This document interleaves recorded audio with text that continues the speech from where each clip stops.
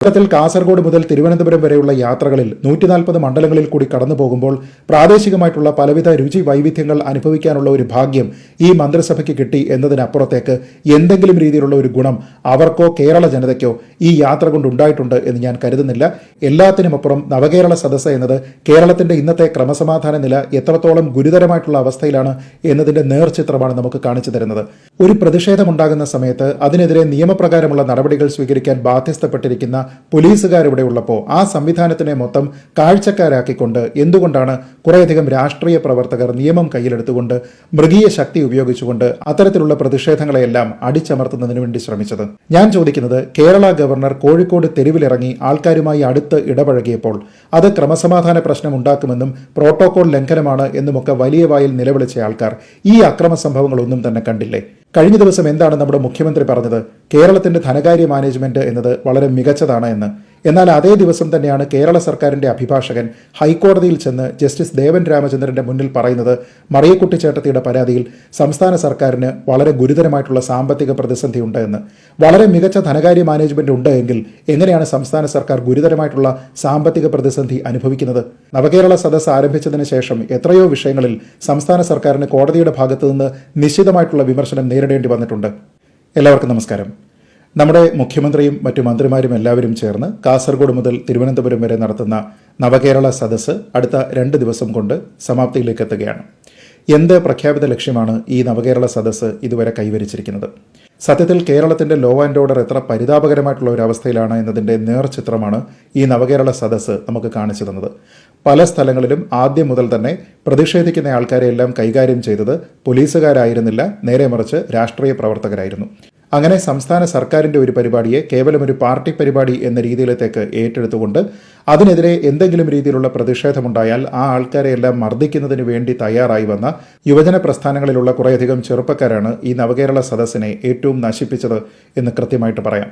ആദ്യം സമാധാനപരമായ പ്രതിഷേധം നടത്തിയ എതിർ ശബ്ദങ്ങളെ ഇല്ലായ്മ ചെയ്ത ആൾക്കാർ പിന്നീട് തങ്ങളോടൊപ്പമുള്ള ആൾക്കാരെ പോലും തല്ലുന്ന അവസ്ഥയിലേക്ക് വന്നു. അത് പിന്നീട് ആള് മാറി തല്ലിയതാണ് എന്ന രീതിയിലൊക്കെ തന്നെ നമ്മൾ കേൾക്കുകയും ചെയ്തു. അപ്പോൾ ഒപ്പമുള്ളയാളാണോ എതിർക്കുന്നയാളാണോ എന്നൊന്നും തന്നെ യാതൊരുവിധ പരിഗണനകളും കൂടാതെ കണ്ണിന് മുന്നിൽ കാണുന്ന ആൾക്കാരെ എല്ലാം തല്ലാം എന്ന രീതിയിലേക്കുള്ള ഒരു ധൈര്യം ഇങ്ങനെയുള്ള ആൾക്കാർക്ക് കിട്ടി. എന്തുകൊണ്ടാണ് ഇങ്ങനെ കുത്തഴിഞ്ഞ നിലയിലേക്ക് കുറേയധികം രാഷ്ട്രീയ പ്രവർത്തകർ പെരുമാറുന്നതിന് വേണ്ടി കേരളത്തിനെ ഒരു കളമാക്കി മാറ്റിയത്? കൃത്യസമയത്ത് മുഖ്യമന്ത്രി ഉചിതമായ രീതിയിൽ ഇടപെട്ടിരുന്നുവെങ്കിൽ പിന്നീട് ഇങ്ങനെയുള്ള അനിഷ്ട സംഭവങ്ങൾ കേരളത്തിൽ ഉണ്ടാകുമായിരുന്നില്ല. എന്നാൽ ഒരു യൂത്ത് കോൺഗ്രസ് പ്രവർത്തകനെ ഇടതുപക്ഷ രാഷ്ട്രീയക്കാർ ക്രൂരമായി മർദ്ദിക്കുകയും പൂച്ചട്ടിയും ഹെൽമറ്റും ഒക്കെ ഉപയോഗിച്ച് അയാളുടെ തലക്കിട്ടടിക്കുകയും ഒക്കെ ചെയ്തിരുന്നപ്പോൾ അത് കേവലം രക്ഷാപ്രവർത്തനമാണ് എന്ന രീതിയിലേക്ക് മുഖ്യമന്ത്രി വ്യാഖ്യാനിക്കുകയും അത് ഇന്നുവരെ അദ്ദേഹം തുടർന്ന് ആവർത്തിക്കുകയുമാണ് ചെയ്തത്. അങ്ങനെ ഇടതുപക്ഷ പ്രവർത്തകരുടെ തെറ്റായിട്ടുള്ള ഇടപെടലിനെ ശരിയായിട്ടുള്ള ഒരു രാഷ്ട്രീയ ഇടപെടലാണ് എന്ന നിലയ്ക്കാണ് മുഖ്യമന്ത്രി വ്യാഖ്യാനിച്ചത്. അങ്ങനെ വ്യാഖ്യാനിച്ചത് കൊണ്ട് തന്നെയാണ് അത്തരക്കാർക്ക് വർദ്ധിത വീര്യമുണ്ടായതും പിന്നീട് യാതൊരു വിധത്തിലുള്ള പരിഗണനകളും കൂടാതെ ക്രൂരമായ ശക്തി ഉപയോഗിക്കുന്നതിന് വേണ്ടിയിട്ട് അവർ പലയിടത്തും തയ്യാറായതും. പിന്നീട് ഈ അവസാന ദിവസങ്ങളിൽ നമ്മൾ കണ്ടത് എന്തൊക്കെയാണ്? ഒരേ നിറത്തിലുള്ള വസ്ത്രങ്ങൾ ധരിച്ചുകൊണ്ട് മറ്റുള്ള ആൾക്കാരെ തല്ലുകയും സ്വന്തം കൂട്ടത്തിലുള്ള ആൾക്കാരെ ആളുമാറി തല്ലാതിരിക്കുന്നതിന് വേണ്ടിയിട്ടുള്ള ശ്രദ്ധ പാലിക്കുകയും ചെയ്തിരുന്ന കുറേയധികം ആൾക്കാർ. ഞാൻ ചോദിക്കുന്നത്, കേരള ഗവർണർ കോഴിക്കോട് തെരുവിലിറങ്ങി ആൾക്കാരുമായി അടുത്ത് ഇടപഴകിയപ്പോൾ അത് ക്രമസമാധാന പ്രശ്നം ഉണ്ടാക്കുമെന്നും പ്രോട്ടോകോൾ ലംഘനമാണ് എന്നുമൊക്കെ വലിയ വായിൽ നിലവിളിച്ച ആൾക്കാർ ഈ അക്രമ സംഭവങ്ങളൊന്നും തന്നെ കണ്ടില്ലേ? ഒരു പ്രതിഷേധമുണ്ടാകുന്ന സമയത്ത് അതിനെതിരെ നിയമപ്രകാരമുള്ള നടപടികൾ സ്വീകരിക്കാൻ ബാധ്യസ്ഥപ്പെട്ടിരിക്കുന്ന പോലീസുകാരിവിടെ ഉള്ളപ്പോൾ ആ സംവിധാനത്തിനെ മൊത്തം കാഴ്ചക്കാരാക്കിക്കൊണ്ട് എന്തുകൊണ്ടാണ് കുറേയധികം രാഷ്ട്രീയ പ്രവർത്തകർ നിയമം കയ്യിലെടുത്തുകൊണ്ട് മൃഗീയ ശക്തി ഉപയോഗിച്ചുകൊണ്ട് അത്തരത്തിലുള്ള പ്രതിഷേധങ്ങളെയെല്ലാം അടിച്ചമർത്തുന്നതിന് വേണ്ടി ശ്രമിച്ചത്? ഇനി നവകേരള സദസ്സ് എന്നത് ആൾക്കാരുമായി സംവദിക്കുന്നതിനുള്ള ഒരു വേദിയാണ് എന്ന് പറഞ്ഞു. എത്ര സ്ഥലങ്ങളിലാണ് ഇങ്ങനെയുള്ള ആശയ സംവാദങ്ങൾ സാധ്യമായത്? ഏതെങ്കിലും സ്ഥലത്ത് നിങ്ങൾ ആൾക്കാരുമായി സംവദിക്കുന്നതിന് തയ്യാറായോ? പ്രഭാത ഭക്ഷണം എന്നൊക്കെ പറഞ്ഞുകൊണ്ട് പൗരപ്രമുഖരായിട്ടുള്ള കുറേ ആൾക്കാരെ നിങ്ങളുടെ താല്പര്യത്തിനനുസരിച്ച് നിങ്ങൾ അവിടെ ക്ഷണിച്ചിരുത്തി അവരുമായി എന്തെങ്കിലും കാര്യങ്ങൾ സംസാരിച്ചു എന്നതിനപ്പുറത്തേക്ക് നവകേരള സദസ്സിന്റെ ഏതെങ്കിലും ഒരു വേദിയിൽ ആൾക്കാർക്ക് മുഖ്യമന്ത്രിയോടും മറ്റു മന്ത്രിമാരോടും അവരുടെ വകുപ്പുകളെപ്പറ്റി തങ്ങൾ നേരിടുന്ന പ്രശ്നങ്ങളെപ്പറ്റിയൊക്കെ തന്നെ ഒരു ആശയ സംവാദം നടത്തുന്നതിനുള്ള എന്തെങ്കിലും ഒരു സാധ്യത നിങ്ങൾ തുറന്നോ? ഇല്ല എന്നാണ് അതിന്റെ മറുപടി.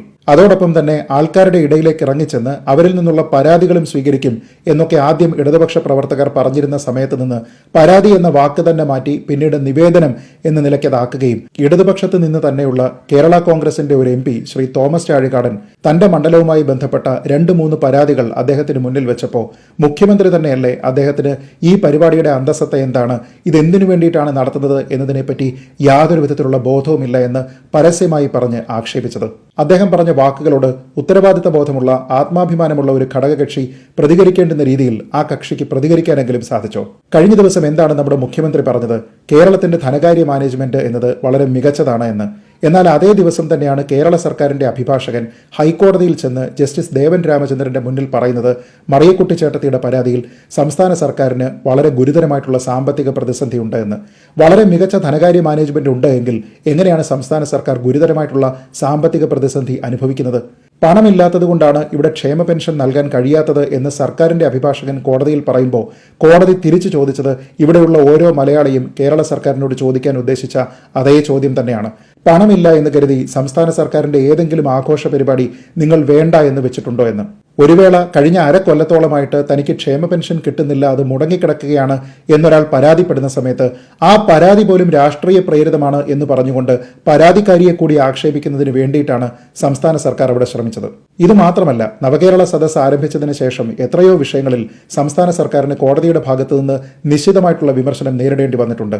നവകേരള സദസ്സുമായി ബന്ധപ്പെട്ട് ആൾക്കാരെ നിർബന്ധമായി പങ്കെടുപ്പിക്കുന്നതിന്റെ പേരിൽ, കളക്ടർമാർ വഴി പണപ്പിരിവ് നടത്തുന്നതിന്റെ പേരിൽ, സ്കൂൾ കുട്ടികളെ ഇത്തരത്തിലുള്ള പരിപാടികളിൽ നിർബന്ധമായി പങ്കെടുപ്പിക്കുന്നതിന്റെ പേരിൽ, സ്കൂൾ കുട്ടികളെ വഴിയരികിൽ ചിയർ ലീഡർമാർ പോലെ നിർത്തിയിരിക്കുന്നതിന്റെ പേരിൽ, തദ്ദേശ ഭരണ സ്ഥാപനങ്ങളുടെ ഫണ്ട് ഉപയോഗിക്കുന്നതിന്റെ പേരിൽ, സ്കൂളുകളിലെ കുട്ടികൾക്ക് യാത്ര ചെയ്യുന്നതിന് വേണ്ടിയിട്ടുള്ള ബസ് ഇതിനു വേണ്ടിയിട്ട് ഉപയോഗിക്കുന്നതിന്റെ പേരിൽ, നവകേരള സദസ്സിന്റെ വേദികൾക്കായിട്ട് ഹൈക്കോടതി ഉത്തരവിനെ മറികടന്നുകൊണ്ട് ക്ഷേത്ര പരിസരങ്ങൾ ഉപയോഗിക്കാൻ ശ്രമിച്ചതിന്റെ പേരിൽ ഒക്കെ തന്നെ എത്രയോ വിഷയങ്ങളിലാണ് നിങ്ങളെ ഹൈക്കോടതി എടുത്തിട്ട് തട്ടിയത്. എന്നിട്ടിതെല്ലാം കഴിഞ്ഞതിന് ശേഷം മുഖ്യമന്ത്രി പറയുകയാണ് ജനങ്ങൾ സ്വീകരിച്ചിരിക്കുകയാണ് നവകേരള സദസ്സിനെ, പ്രതിപക്ഷം അതിനെ വെറുതെ എതിർക്കുകയാണ് എന്ന്. എന്തിനാണ് ജനങ്ങൾ ഇതിനെ സ്വീകരിക്കുന്നത്? സപ്ലൈകോയിൽ കൃത്യമായി ഡിസ്കൗണ്ടഡ് ആയിട്ടുള്ള സാധനങ്ങൾ കിട്ടാത്തതിന്റെ പേരിലോ, ക്ഷേമ പെൻഷൻ ഏതാണ്ട് അരക്കൊല്ലത്തോളമായിട്ട് മുടങ്ങിക്കിടക്കുന്നതിന്റെ പേരിലോ, ട്രഷറി നിയന്ത്രണം കടുപ്പിച്ചതിന്റെ പേരിലോ, സാധാരണക്കാരന്റെ ജീവിതം ഏറ്റവും ദുരിതപൂർണ്ണമാക്കുന്ന രീതിയിലേക്ക് തള്ളിവിട്ടിരിക്കുന്ന ഒരു സർക്കാരിന്റെ ഒരു പരിപാടിയെ, വെറും ഒരു PR പരിപാടിയെ ആൾക്കാർ എന്തിന്റെ പേരിലാണ് സ്വീകരിക്കേണ്ടത്? ഞാൻ ആദ്യം പറഞ്ഞതുപോലെ എല്ലാത്തിനുമപ്പുറം നവകേരള സദസ്സ് എന്നത് കേരളത്തിന്റെ ഇന്നത്തെ ക്രമസമാധാന നില എത്രത്തോളം ഗുരുതരമായിട്ടുള്ള അവസ്ഥയിലാണ് എന്നതിന്റെ നേർചിത്രമാണ് നമുക്ക് കാണിച്ചു തരുന്നത്. മനുഷ്യത്വം തൊട്ടു തീണ്ടിയിട്ടില്ലാത്ത ഗുരുതരമായിട്ടുള്ള അക്രമ പ്രവർത്തനങ്ങളെ, നിയമലംഘനങ്ങളെയൊക്കെ തന്നെ രക്ഷാപ്രവർത്തനമായി ചിത്രീകരിക്കുകയും അതിനെ ന്യായീകരിക്കുകയും ചെയ്യുന്നതിൽ നിന്ന് മുഖ്യമന്ത്രി ഇനിയെങ്കിലും പിന്മാറണം എന്നുള്ളതാണ് എനിക്ക് അദ്ദേഹത്തിനോട് പറയാനുള്ളത്. നവകേരള സദസ്സ് എന്നത് പൂർണ്ണമായിട്ടുള്ള ഒരു പരാജയമാണ്. ആ യാത്രയും പൂർണ്ണമായിട്ടുള്ള ഒരു പരാജയമാണ്. കേരളത്തിൽ കാസർഗോഡ് മുതൽ തിരുവനന്തപുരം വരെയുള്ള യാത്രകളിൽ 140 മണ്ഡലങ്ങളിൽ കൂടി കടന്നു പോകുമ്പോൾ പ്രാദേശികമായിട്ടുള്ള പലവിധ രുചി വൈവിധ്യങ്ങൾ അനുഭവിക്കാനുള്ള ഒരു ഭാഗ്യം ഈ മന്ത്രിസഭയ്ക്ക് കിട്ടി എന്നതിനപ്പുറത്തേക്ക് എന്തെങ്കിലും രീതിയിലുള്ള ഒരു ഗുണം അവർക്കോ കേരള ജനതയ്ക്കോ ഈ യാത്ര കൊണ്ടുണ്ടായിട്ടുണ്ട് എന്ന് ഞാൻ കരുതുന്നില്ല. ഇനിയെങ്കിലും ഗുണപരമായിട്ടുള്ള കാര്യങ്ങൾ ആൾക്കാർക്ക് വേണ്ടി ചെയ്യുന്നതിൽ സർക്കാർ കൂടുതൽ ശ്രദ്ധിക്കണം എന്നവരെ ഓർമ്മപ്പെടുത്തിക്കൊണ്ട് ഈ വീഡിയോ അവസാനിപ്പിക്കുന്നു. ജയ് ഹിന്ദ്.